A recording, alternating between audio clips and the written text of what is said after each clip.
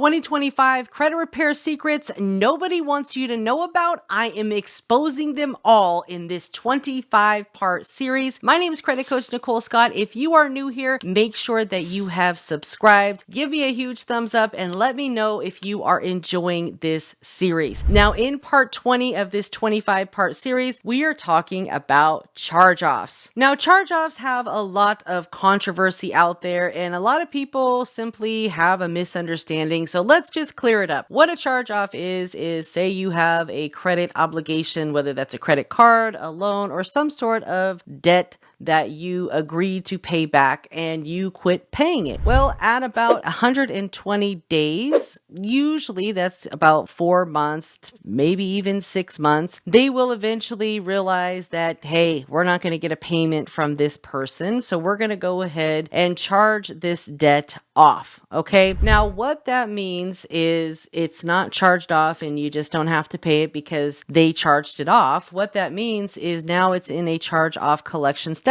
It's a very bad thing. It's a derogatory status. It continues to haunt you. It continues to hurt you for as long as that is reporting a balance. Now, sometimes what happens is they will try to collect on it in-house for a while before they sell it to a third-party debt collection company. Now, once they sell it to a third-party debt collection company, then it becomes a collection. Then update the balance to 0 because you can't have two companies trying to collect the same account. All right. But while you still have your charge off that is reporting an account balance, which is from the original creditor. So say you took a Capital One credit card and you just never paid it back. Well, now you've got a charge off with Capital One. Now, the great thing about this is they're probably not going to sell it for a while. So what you could potentially do is contact Capital One or whoever the original creditor is that is reporting this charge off with a balance on your credit report and ask them to forgive the debt. I like to send in a letter, contact the CEO, look up the CEO's information. I gave you guys how to look up CEO information when I talked about late payments in this 25-part series. So watch the entire playlist. I have the playlist linked below, so check out the description of this video and you can watch all 25 parts and get access to this guide so you don't have to watch all 25 parts. But if you want to watch all 25 parts, you got to put in the time to learn, okay? So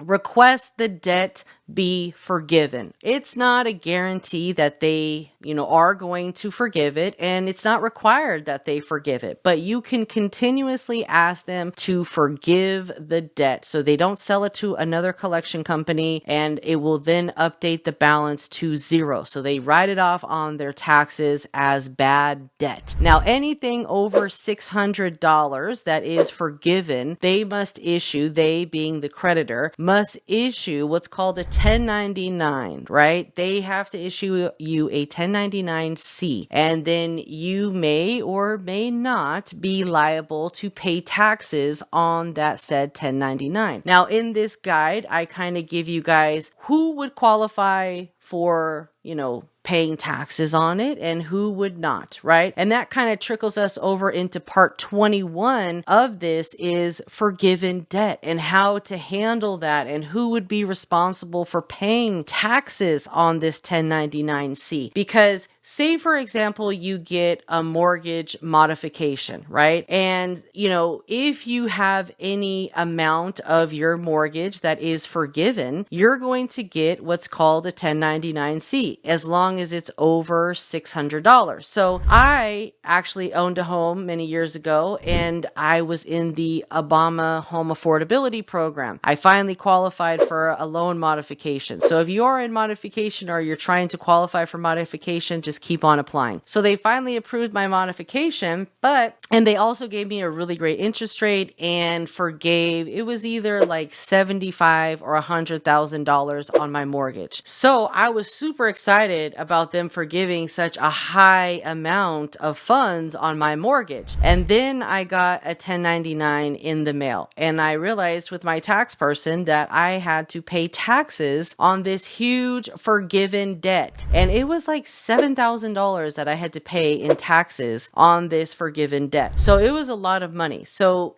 just understand, if it's a lot and you forgive it, you might be liable for paying taxes on it. But that's essentially how it works. If it's for a lower amount, I wouldn't worry about it too much. You still have to report it to your taxes, but it's not like you're going to be paying a ton on it. But essentially, even if your debt is not forgiven, you're still going to be responsible for this charge off. So I always like to tell people, if it belongs to you and this is your debt, settle the debt. Settle the charge off. That's the best thing that you can do, because you're wasting your time on credit repair with a charge off that is valid, that does belong to you. So what I would do is make a settlement offer, contact the original creditor and say, hey, I have this amount that you've reported to my credit. I don't agree with it, but I want to make a settlement offer. And usually you can settle debt for anywhere between 20 to 50 cents on the dollar. And I know that's not what you want to hear, but I give you the information that you need to know, not what you want to hear. Okay? Because this is the truth. Sometimes you're not ready for the truth, but you want to go pay this guy $1,500 because he's going to sell you a bunch of horse manure. And guess what? They're just going to claim identity theft or a trafficking victim to get it off. And that could come back. So,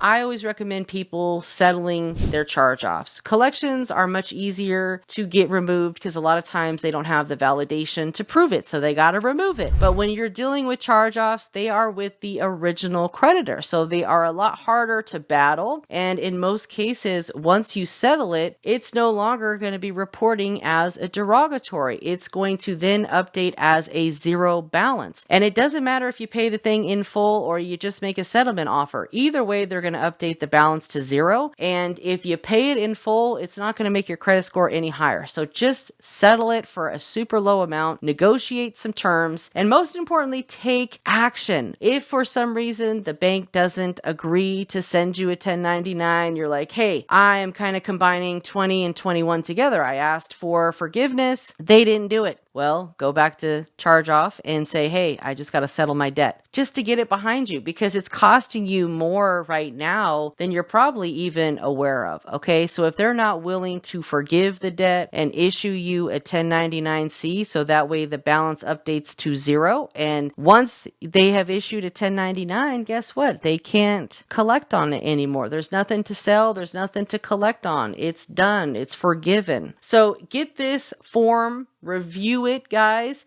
because information is the new gold. The more that you are educated about things, especially if this is something that you plan to do, you want to have a credit repair business or you want to repair your own credit, whatever the case may be, you need to know this type of information, because a lot of other people out there like to, misinterpret things. I don't know what it is really, but the bottom line is sometimes it's just easier to settle these old charge-off debts than it would be to pay for credit repair, or, even for you to tell your clients, like, look, if we want to get this thing done faster, you just have to settle this account. Call this creditor and just settle it. Just pay it. A lot of times it's for, a fairly lower amount anyway. So it's really just honestly costing them more at this point than anything. So I hope that helped. Make sure to watch all 25 videos in this 25-part playlist. My name is Credit Coach Nicole Scott. Make sure that you've subscribed. Give me a huge thumbs up, and I'll see you next time.